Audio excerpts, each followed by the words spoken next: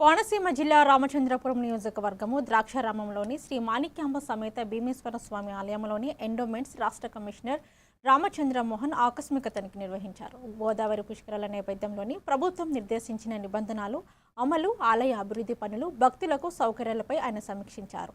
త్రాగునీటి సమస్యను గుర్తించి కొత్త నీటి ట్యాంకు నిర్మాణానికి ఆదేశాలు జారీ చేసిన కమిషనర్ మౌలిక వసతులు, భద్రతా ఏర్పాట్లను మెరుగుపరచాలని అధికారులను సూచించారు. ఆలయ అభివృద్ధి పనులు, పుష్కరాల ఏర్పాట్లపై సమగ్ర సమీక్ష నిర్వహించనున్నట్లు ఆయన తెలిపారు.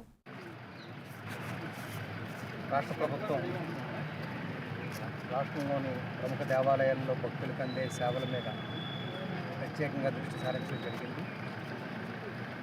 ఆ సేవల ప్రమాణాలని, నాణ్యతని ఎప్పటికప్పుడు ఆ సేవలు అందించే విధానాన్ని నిరంతరం సమీక్షిస్తూ ఉన్నాం.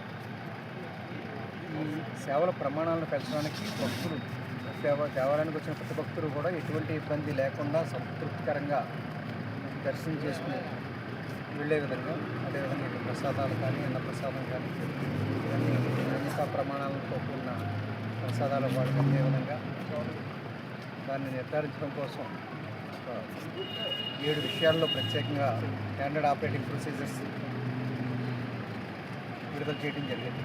ఇవన్నీ దేవాలయాల కార్యనిర్వహణాధికారులకు కూడా సర్టిఫికేట్ కూడా అన్నదానం, అదేవిధంగా పారిశుధ్యం, మంచినీటి వసతి, ప్రసాదాల తయారీ, మరుగుదొడ్లు,